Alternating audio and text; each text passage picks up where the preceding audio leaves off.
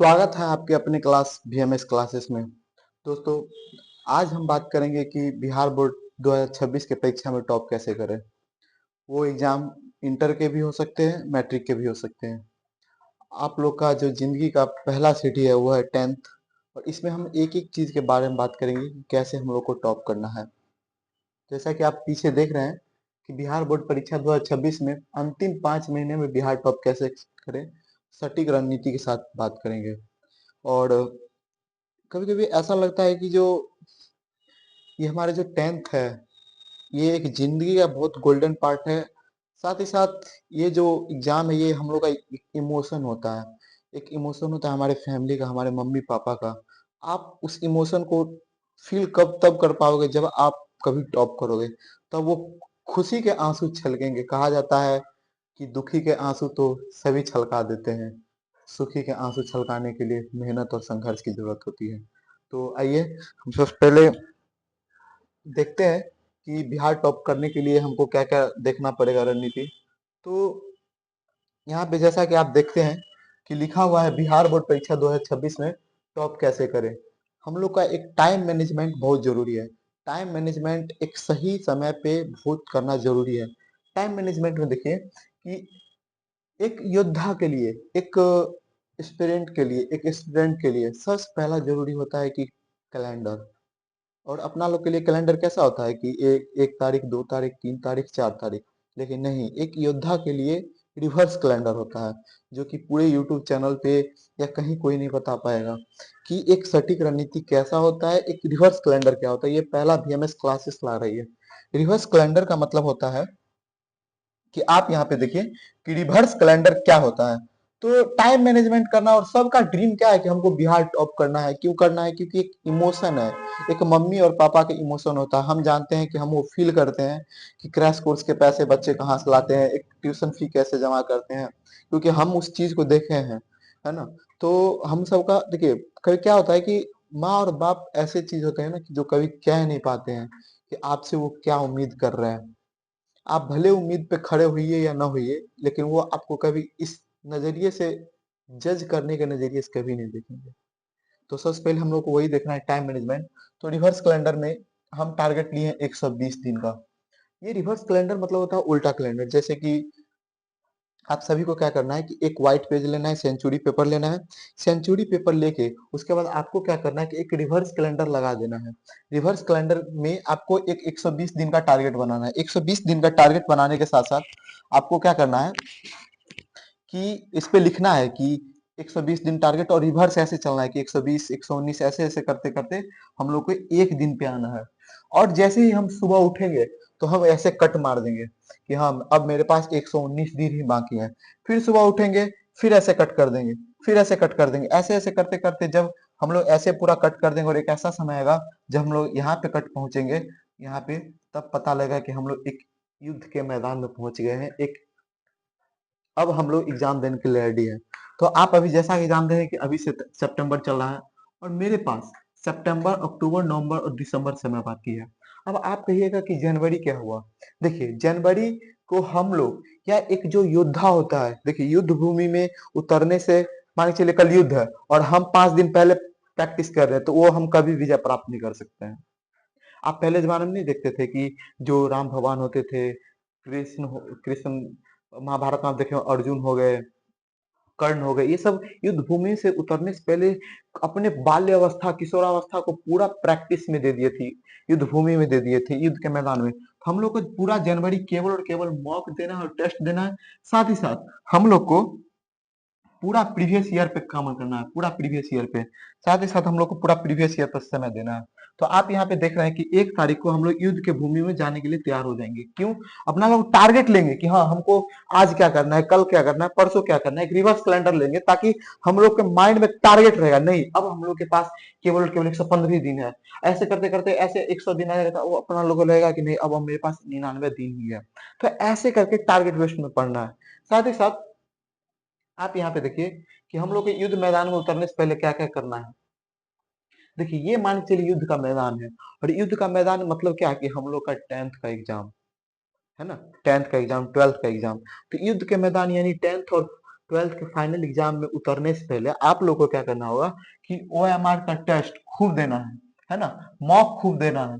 ये सब कहाँ से दीजिएगा, सब वीएमएस क्लास के यूट्यूब चैनल पे आएगा, सब वीएमएस क्लास के यूट्यूब चैनल पे आएगा, सब प्रैक्टिस करके जाना है।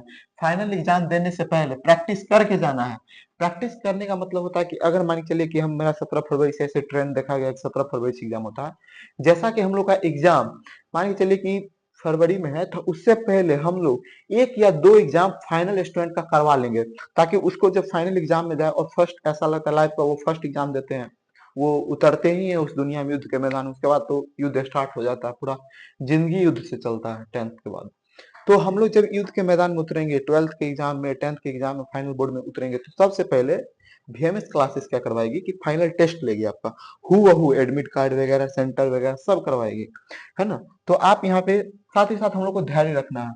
जो बच्चे टॉपर हैं, जिनका टेस्ट में अच्छा नंबर आ रहा है, साथ ही साथ वो विद्यार्थी जिनका कमजोर है, एवरेज है, तो उनको सबसे पहला नंबर आत्मविश्वास, खुद पे डिपेंड रहना है। नहीं कहते हैं कि जो खोने को कुछ नहीं और पाने को सारा जमाना है, तो यही वाली बात है कि हम लोग खो तो बहुत कुछ दिए हैं, लेकिन पाने की भी उम्मीद रखते हैं, तो धैर्य सबसे पहले रखना है। और आपको पता है कि आंसर राइटिंग बहुत जरूरी है। आंसर राइटिंग अगर सही से नहीं करेंगे ना, तो हम लोग को भी जज कर लिया जाता है, स्टूडेंट को भी जज किया जाता है, पता है आप लोग को। स्टूडेंट को जज किया जाता है उसके आंसर पे, उसके आंसर के लिखने के तरीके से। मान के चलिए कि मान के चलिए कॉपी है ये, और ये कॉपी है, और इस कॉपी में बच्चा को, बहुत सारे बच्चे को 10 लाख 12 लाख एग्जाम फॉर्म गिरता है। इस बच्चे को क्या होता है कि इसमें मैक्सिमम बच्चे को लिखने का तरीका नहीं मालूम होता है कि चौथाई के 4 भाग छोड़ के कैसे लिखा जाता है, निबंध को कितने स्टेप में लिखे जाते हैं, और किस तरह के हेडलाइन देने हैं। जैसे हम कुछ अच्छा आंसर लिख दिए, तो उसको कैसे हेडलाइन करना है, तो उसी को कहते हैं आंसर राइटिंग, जो कि सीरीज चलाएंगे भी हम लोग यूट्यूब चैनल पे। तो इस पे बहुत अच्छा हम लोग को वर्क करना है। अगर आपका राइटिंग अच्छा नहीं रहेगा, तो आपको जज कर लिया जाएगा। ये बात याद रखिएगा, ये दुनिया का सबसे कड़वा सच्चाई है कि अगर किसी विद्यार्थी का राइटिंग नहीं बनता है, तो उसी को उसी समय उसको जज कर लिया जाता है। राइटिंग सुधरेगा, चाहे अभी 5 महीना 4 महीना, राइटिंग जरूर सुधरेगा। आप लोग अगर वर्क डे बाय डे कीजिएगा, तो राइटिंग जरूर सुधरेगा। आगे है ऑब्जेक्टिव पर पूरा पकड़ करना। जैसा कि आप एग्जाम जानते हैं कि ऑब्जेक्टिव और सब्जेक्टिव दोनों रूप में है, तो ऑब्जेक्टिव को भी पूरा महत्व करना है, और राइटिंग पे पूरा फोकस्ड, और प्रीवियस ईयर क्वेश्चन पे ज्यादा डिमांड करना है। साथ नोट, ये बहुत इंपॉर्टेंट बात है कि हमको वही कलम से लिखना है जिस कलम में हम लोग फाइनल परीक्षा में लिखेंगे। ये नहीं कि पता लगे कि आज हम अग्नि जल से लिख रहे हैं, और एग्जाम सेंटर में गए तो हम लिंक ग्लास उठा लिए, या कोई 5 रुपया 10 रुपया वाला उठा लिए।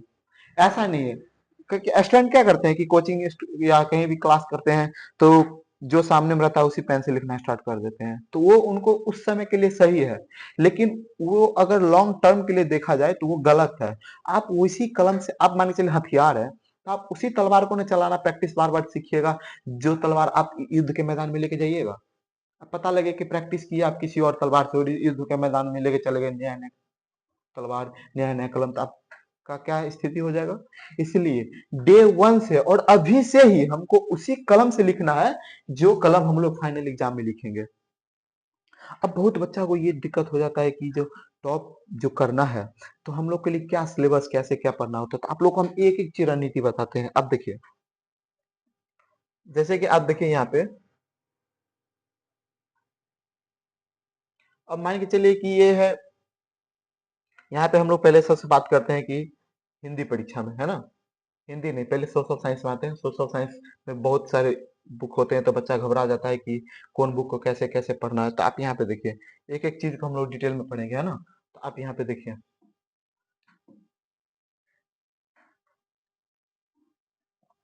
देखिए यहाँ पे सबसे पहले क्या है कि हिंदी का ये है, इसलिए सॉरी, ये हिंदी का नहीं है, ये है सामाजिक विज्ञान का, सोशल साइंस का, ये है सामाजिक विज्ञान का। तो हम लोग को सामाजिक विज्ञान पे ही पढ़ना है।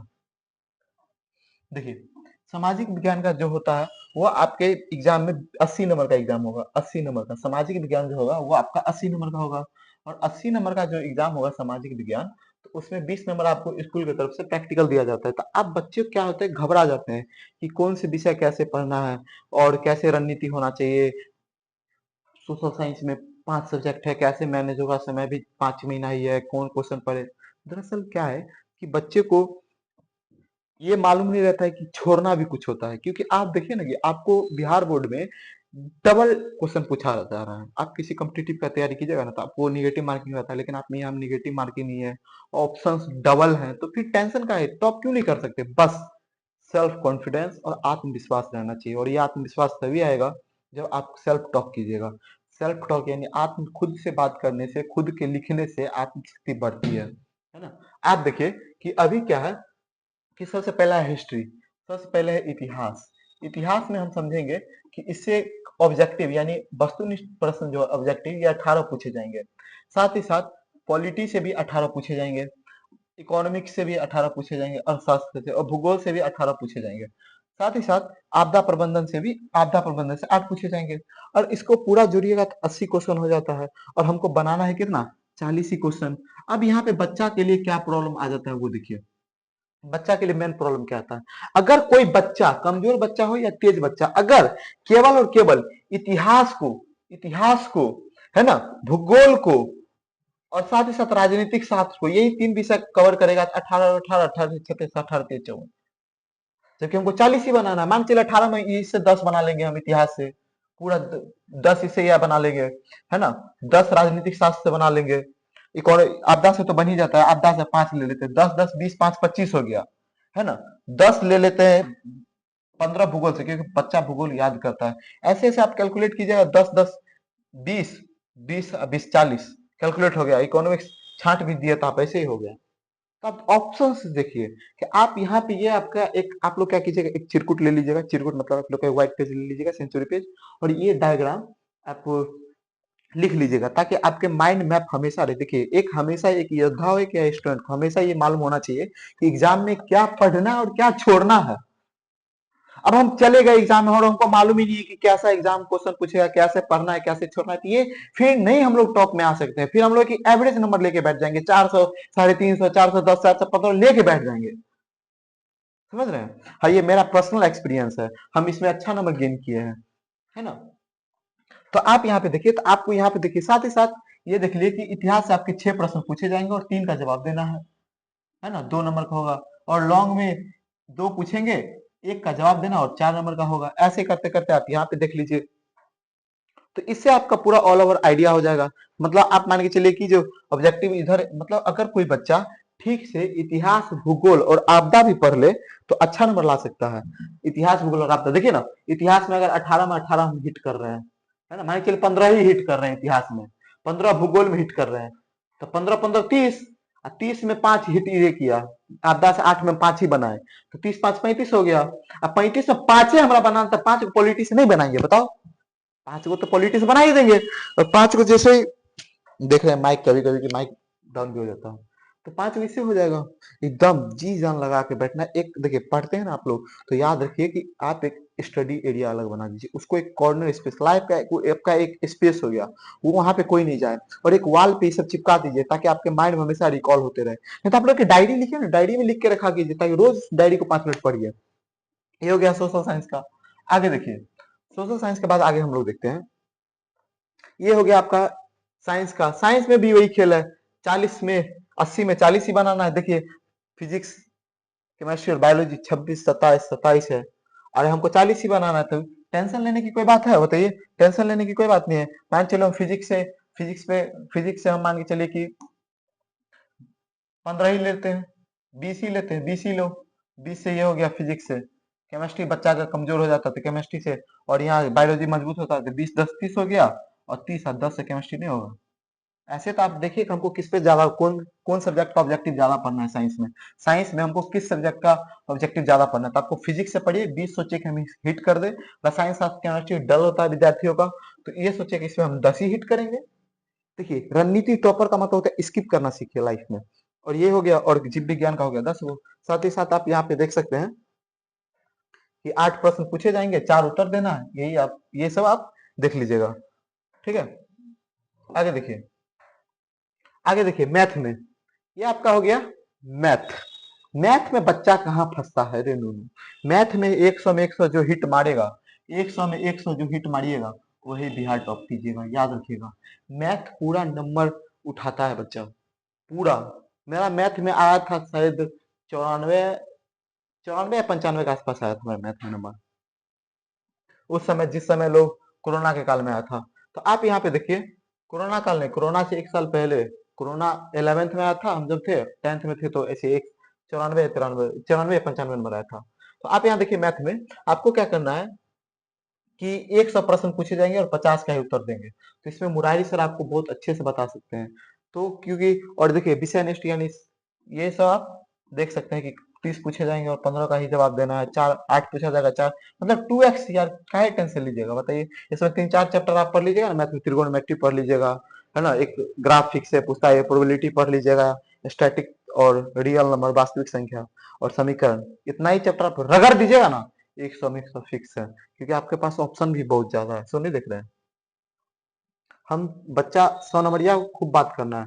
देखिए आपका जो विषय है सबसे ज्यादा इंपॉर्टेंट है हिंदी, हिंदी और संस्कृत, क्योंकि हिंदी संस्कृत और गणित, हिंदी संस्कृत और गणित तीनों 300 नंबर का, और इसमें टारगेट रखिए कि हमको 296 प्लस आना चाहिए, और आएगा ही आएगा, क्यों नहीं आएगा, 5 में ना है, आएगा ही आएगा, कैसे नहीं आएगा। देखिए सबसे पहला नंबर की संस्कृत का ना, एक ऐसा होता है कि संस्कृत में बच्चा फंस जाता है कि संस्कृत का रणनीति कैसा होना चाहिए। संस्कृत एक स्कीपिंग सब्जेक्ट है, मतलब उसको एक दिमाग से खेल सकते हैं। पूछिए कैसे। अब देखिए संस्कृत में क्या होता है कि उसको किताब पढ़ाया जाता है संस्कृत में, संस्कृत से लोग बच्चा भागता है, लेकिन संस्कृत में क्या होता है कि बच्चा को किताब पढ़ाया जाता है, किताब पढ़ाने के साथ साथ उसका प्रश्न उत्तर करवाया जाता है। कभी भी संस्कृत का एग्जाम संस्कृत में नहीं होता, संस्कृत का एग्जाम 90% हिंदी में होता है, 90% हिंदी में होता है, वो भी संस्कृत में वही क्वेश्चन अनुवाद वगैरह और ऑब्जेक्टिव के कुछ क्वेश्चन आ जाते हैं, बाकी सब तो हिंदी में ही रहता है। तो हम संस्कृत का आंसर क्वेश्चन आंसर क्यों करें, यही पे तो गलती होता है, इसी पे साथ स्टूडेंट के साथ स्कैम हो रहा है। यहाँ पे देखिए कि विषय यहाँ पे फैलाते हैं किताब से, आप यहाँ पे देखिए कि आपके किताब से कितना क्वेश्चन पूछा जाएगा, आपके किताब से 16 प्रश्न रहेंगे और 8 का ही जवाब देना, वो भी ये प्रश्न हिंदी में रहेगा, हिंदी में, ये भी प्रश्न हिंदी में रहेगा।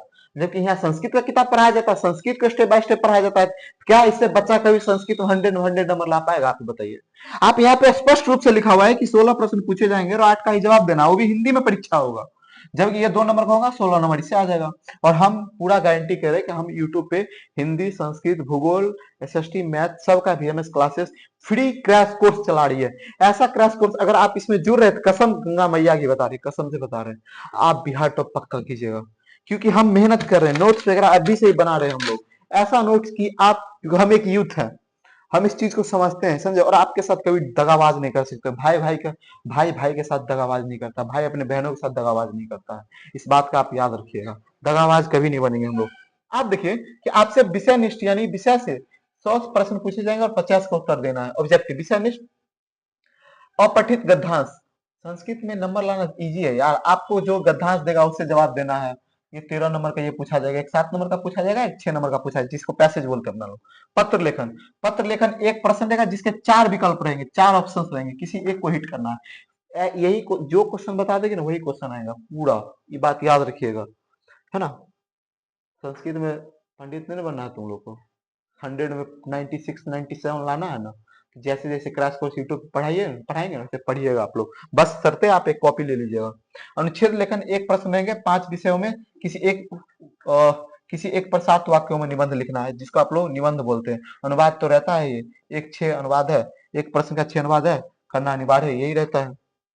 आगे देखिए हम लोग हिंदी में देखते हैं, हिंदी बहुत इंपॉर्टेंट है, ये भी 100 नंबर का है।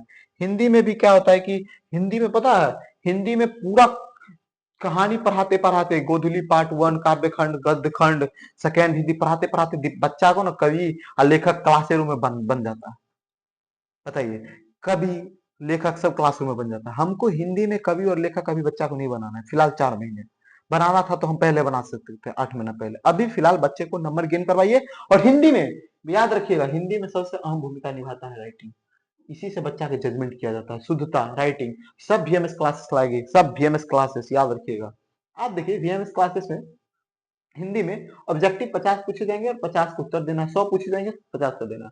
पैसेज, पैसेज 2 गद्यांश पे 5 5 प्रश्न रहेंगे। पैसेज निबंध 250 से 300, ये 10 नंबर का। और ये याद रखिएगा निबंध पे मेरा अच्छा खासा पकड़ है, निबंध, निबंध का अच्छा खासा, जो निबंध बताएंगे वो खतरनाक आएगा, बिल्कुल यूपीएससी बीपीएससी के थ्रू आप लोगों को पढ़ा देंगे।